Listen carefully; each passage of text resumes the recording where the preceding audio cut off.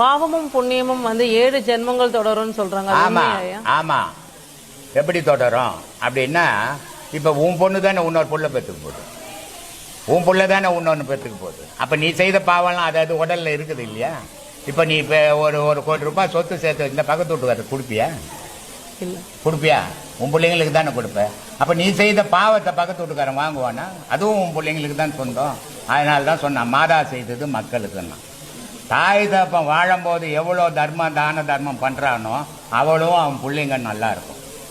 தாய் தப்பம் வாழும்போது எவன் ஒருத்தன் நான் என் குடும்பம் என் வீடு என் பிள்ளைங்கன்னு வாழறாங்களோ அவங்க குடும்பங்கள்லாம் கஷ்டப்படும். வாழற வரைக்கும் நல்லா இருக்கும், பின்னாடி கஷ்டத்தை தான் கொடுக்கும்.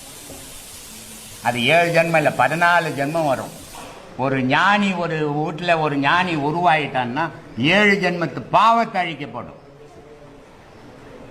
ஆனா அஞ்ஞானி வந்து 7 ஜென்மத்துக்கு பாவத்தை